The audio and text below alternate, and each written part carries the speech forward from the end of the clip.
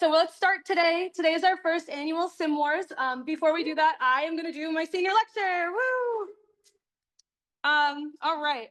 So my name is Rabani. Like I said, this is my senior lecture. Let's see. Is it clicking? Okay, great. So originally, I planned to dedicate my senior lecture to the importance of sleep, which I thought was pretty relevant since when I was writing this, it was very sleep deprived. Over the past 4 years, I'd been collecting photos related to this theme, thinking I'd eventually use them. But when I finally sat down and reflected on what I truly wanted to share, I realized there was another topic that meant even more to me. Still, I couldn't move forward with at least acknowledging and sharing a bit of research I did on sleep because it's something I genuinely care about. So please enjoy. So now, for what I'd really like to talk to you guys about today is clinical debriefing. This is something that's really important to me, and I think this is something that I try to do on shift all the time, and I want to give you guys the ability to possibly do this as well. The first experience I had that at least was the most memorable for me was when I was at PGY2 in July at UHB. We had a young child come in, cerebral palsy, trach to vent. She was unresponsive. We did CPR for close to 45 minutes to an hour, but eventually, we were unsuccessful and she passed. And I remember right afterwards feeling very robotic. I felt confused, helpless. I mean, in the room, as with any pediatric code, there were a lot of emotions, the grief of the parents, the stress and frustration of the staff. And because it was very busy, as it does get after a recess in UHB, we all did what we needed to do to take care of our patients. And we actually did a debrief maybe an hour or two later. And that debrief really stuck with me. I remember it kind of like it was yesterday. It was me, my senior, my attending, and a couple of the nurses. And I remember feeling really confused and upset, helpless. And by doing the debrief, I got the opportunity to learn more about why we did what we did in the case. And it gave me a moment to reflect on my emotions. It also allowed me a chance to feel like I could move forward. And this was really important, I think, for our entire team. It gave us that closure that we needed to move forward and continue to take care of ourselves and our patients for the rest of the shift. So what are we going to talk about today? We're going to talk about what is debriefing, why do we debrief, how do you debrief, and then I'm going to go through some myth busters on debriefing. So what is debriefing? Debriefing is a structured, facilitated conversation. It focuses on reflection, learning, and psychological support. It helps you identify opportunities for individual and team improvement. And it can be formative, so it's educational, or restorative, more for emotional support. This is really commonly done after critical incidents and can also be used to enhance patient safety and quality of care. Before we go into this, I really want to clarify two terms, debriefing and feedback. They're kind of used synonymously in medical simulation literature, but they're very different. Feedback is defined as information about a performance provided to the simulation participants with the intent to modify their thinking and or behavior. This is usually a very one-way conveyance of information from facilitator to learner. Whereas debriefing is actually very interactive, it's bidirectional, it's reflective, and it allows you to have a discussion or a conversation. It's more learner-centered.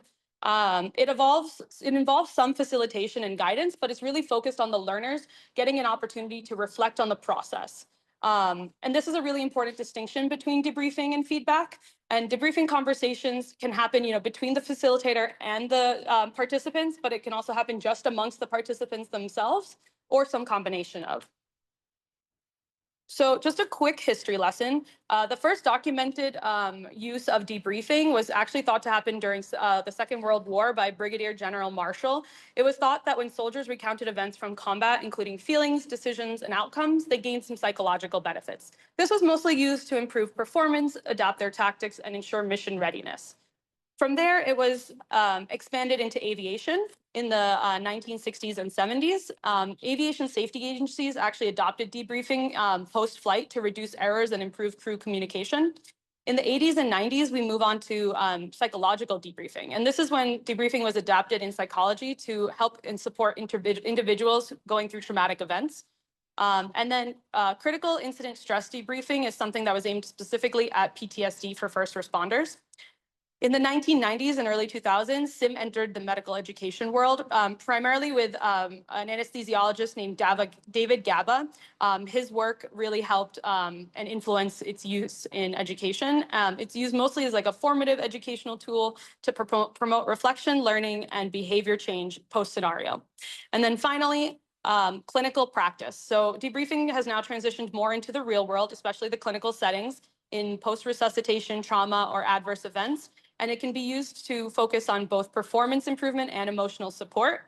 And this has become really a pillar of patient safety, team learning, and staff resilience. And it's become widespread into emergency departments, ICUs, obstetrics, and more. So a couple types of debriefing I just want to break down for you. I'm going to be primarily focusing on this thing called hot debriefing or proximal debriefing. So a hot debrief happens in real time right after the event. It can be held in multiple locations. It can be in a staff break room. It could be in the trauma bay. It could be even in the room where this happened. And it really is a great opportunity to reflect on what happened in this critical event. A cold debrief, on the other hand, is a delayed debrief. This can happen days or weeks later after a clinical event. It allows you to have more data collected, other staff and other facilitators can be available. The decision really to debrief immediately versus in a delayed fashion kind of depends on what your focus of your debrief is. And for our terms and purposes, a hot debrief is really what we want to focus on. So who are the key players? So any person in the team who was involved in the resuscitation. So physicians, nurses, medical students, support staff, any allied health professionals. You need like at least one person to be a facilitator, but you could have multiple. And then sometimes you can also have observers who were not necessarily part of the event, but just there also join in, or other educators. Okay, so why would we do this? Why do we debrief? Debriefing is really important for creating a supportive learning environment. You can develop a shared understanding of events amongst the clinicians involved, and it helps you identify the need for further support. So if someone needs ongoing peer support or psychological support, a debrief is a great way to kind of do a needs assessment of your team. Healthcare workers in critical events like codes or rapid declines in patient status are routinely exposed to potentially traumatizing events and are at increased risk. This actually is an increased risk for people who are less experienced learners. So for example, our medical students or our interns, which makes it even more important and crucial that we do this after these critical events. Team debriefing has also been reported to improve psychological safety for learners because it helps empower them to contribute to the discussion, clarify their expectations, and foster inclusiveness. So increase communication, we reduce stress, we enhance learning retention, and we also encourage the culture of safety and openness. So that's why we really should be doing this. So this term, psychological safety, this term gets thrown around all the time. What is it?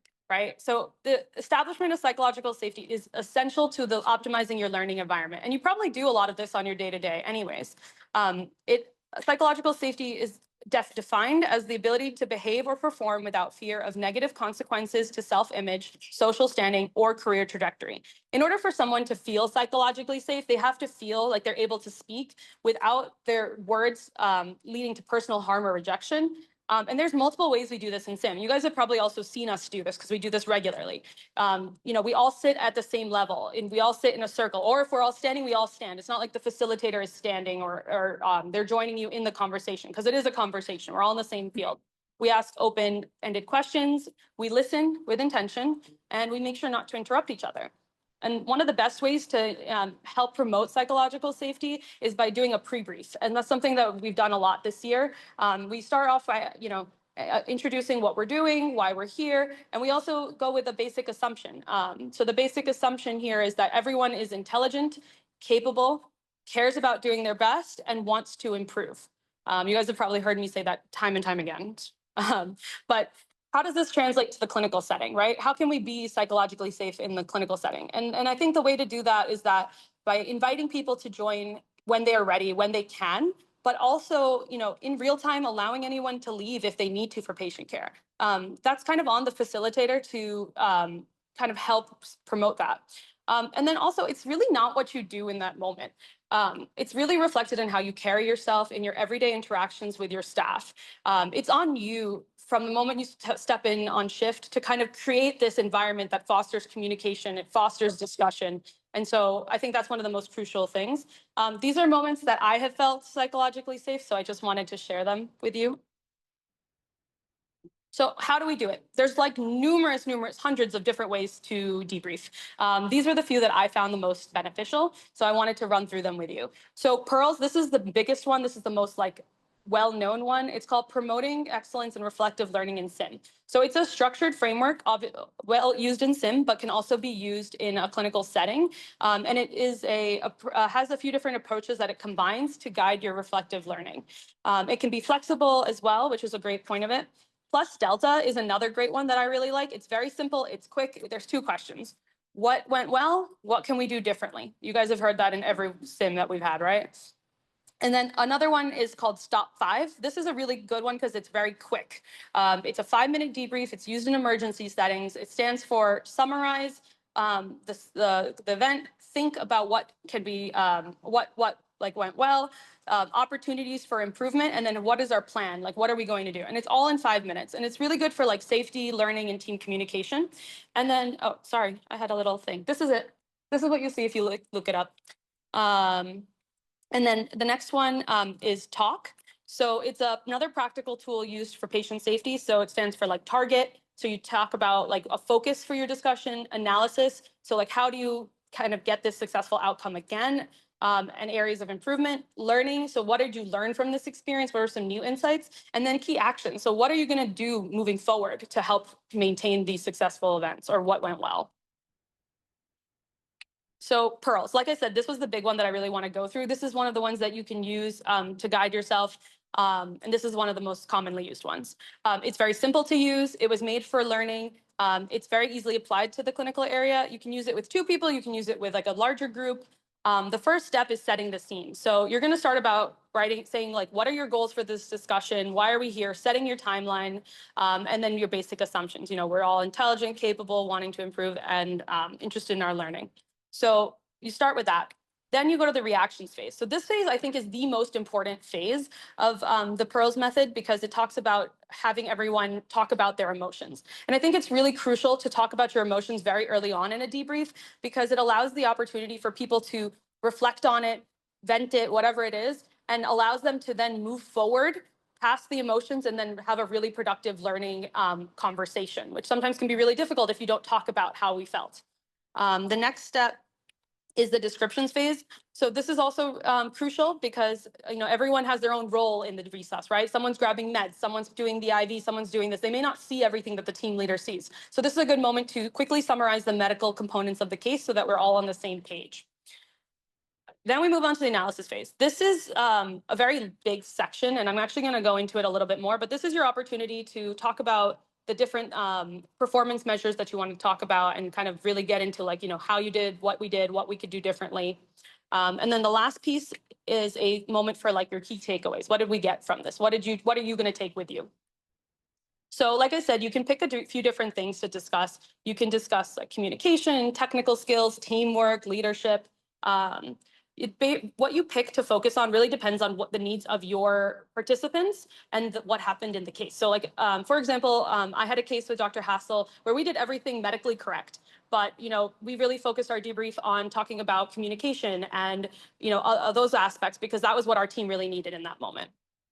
There are 3 major approaches to going through this analysis phase. The first option is the plus delta model. Like we said, very easy. 2 questions. What went well? What could we do differently? The second one is called advocacy and inquiry. And honestly, maybe Dr. Stetz or Wolfram should come up here, because they do it so well. It's a skill that is a little bit difficult at times to learn, but I think if you keep practicing it, you can get it. So advocacy and inquiry, so how it works is you make an observation, and then you ask your learner, tell me what you were thinking in that moment, or tell me your thought process. So for example, let's say, you know, I saw that you guys tried for an IV 6 times before you went to an IO. Can you tell me what your thought process was there? And what it does is it's a very open-ended question. It allows for the participants to give you an explanation, allows you to help them figure out what they were thinking and where they were coming from. And I think this is really important when especially when you're debriefing your seniors or senior attendings or senior residents. because they have a lot of experience, they have a lot of knowledge to share and a lot of insight on why they're doing these things. And so this is another way to go about trying to figure out why that was going on.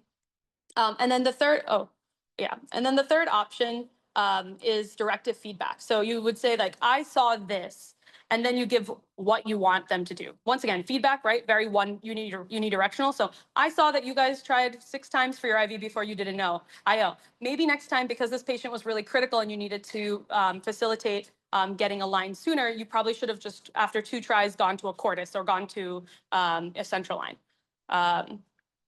Or an IO. So this is like more just directive, and it's more just this unidirectional.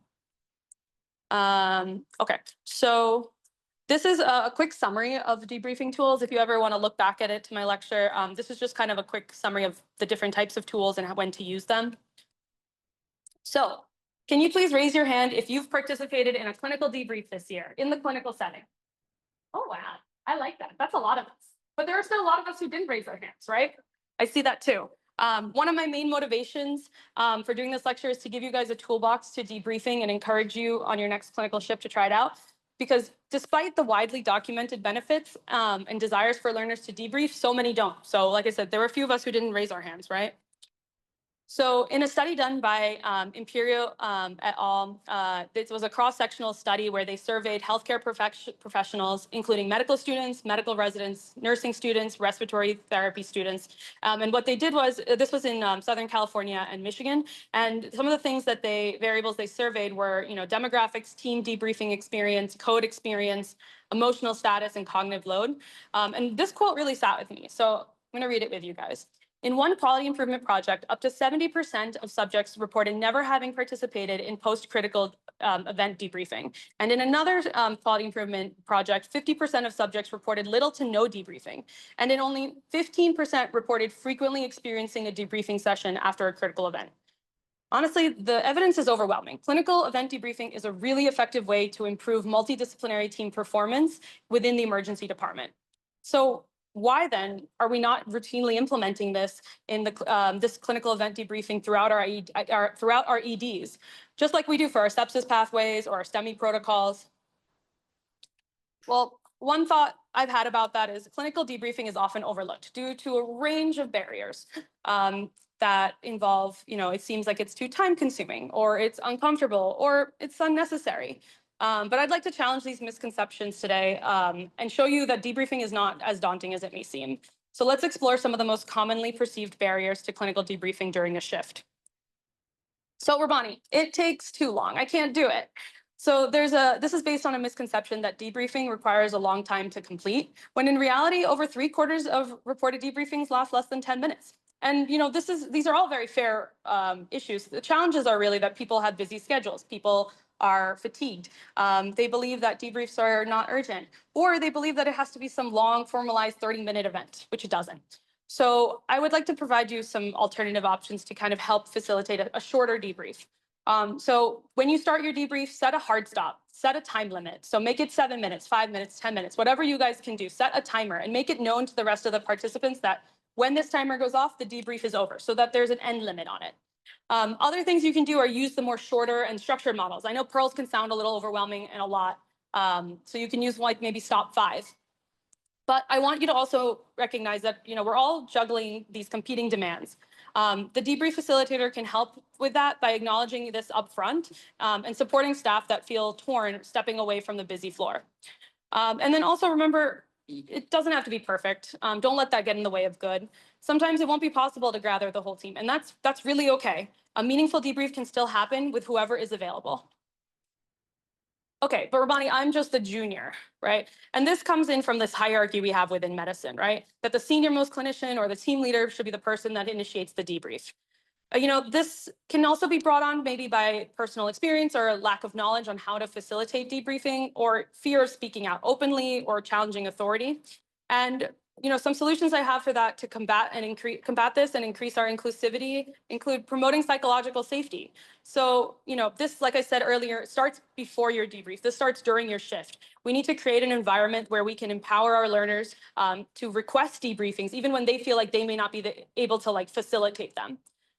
This can be done through senior role modeling and inclusive structures, But also maybe more people should just be trained on how to debrief. So not saying that this is your formal training, but maybe this can be a start for that. Okay, Rabani, but I don't know how to debrief. And that's fair, right? You don't want to do something and not have have an inconsistent quality to it, or you're uncertain on how to conduct the debriefs. So use one of the models. Use Pearls. Use Stop 5. Use Talk. Just do plus delta. Talk about emotions and then just do plus delta. It's really simple. Otherwise, you can try to use like guides or checklists. I actually, in my research, found that some places have assigned trained facilitators. That's probably not as useful for us in the ED when we have such short shifts and things happen at like various times, but just another thing to think about. I would just try to caution you on being too rigid. Don't try to follow the models perfectly. It's really just there as a guide to help you start to have the conversation and facilitate it when you need it. But don't let it become a barrier. Okay, Ronnie, but I don't want to talk about my emotions on shift. And that's fair, right? Emotions can become overwhelming. We can shut down. And some people just don't feel comfortable, sharing their emotions in a professional setting. So what is the solution to that? So allow emotional expression. This is something that's also a cultural thing to kind of allow within our program. But also if someone doesn't want to express their emotions, just make sure that they have supports, supportive resources. So things like GME counseling, helping healers heal. Sometimes, and this isn't my favorite thing to do, but you could separate the emotional from the performance focus when you do your debrief. But don't force your team members to debrief. Offer it to those who would like to join. And if this kind of debriefing doesn't feel right to you, that's okay, truly. The purpose of debriefing isn't to follow a script or a checkbox. It's about creating a space to reflect on what just happened, to begin processing the emotional weight we carry, and to take one step closer to closure. If formal debriefing isn't your style, I still urge you to find your own way to do it. Maybe that means collapsing on your co-resident's couch after a brutal MICU shift when every patient seemed to code and letting it all out over pizza and wine. Or maybe it's going home and venting to your partner or your family, someone outside of medicine who won't press you for clinical details, or just someone who will listen. Or, in my experience, maybe it's talking through the chaos of your day to your dog who stares at you with one brain cell and some unconditional love. Whatever, whatever it looks like, find something that helps you make sense of it all. Because honestly, we work in a world that asks so much of us, and often more than we can give. And as human beings, we need these moments of closure if we're going to keep moving forward, keep healing, and keep growing.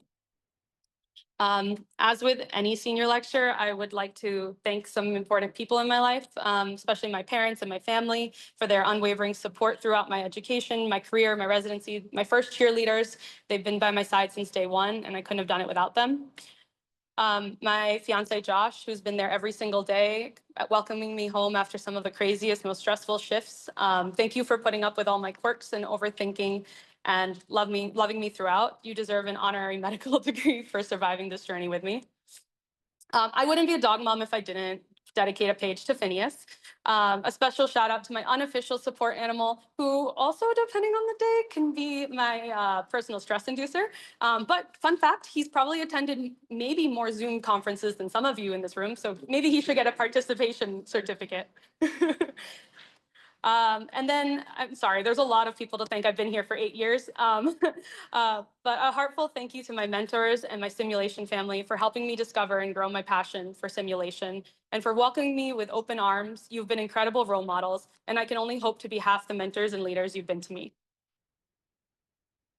I want to thank all of you in this residency program. It's hard to imagine a world where I'm not going to be working alongside some of the most dedicated, kind-hearted, and resilient people I've ever known. I told myself I wasn't going to cry. You've shaped me into the physician I am today, and I have so much gratitude for everything that you've taught me, both clinically and personally.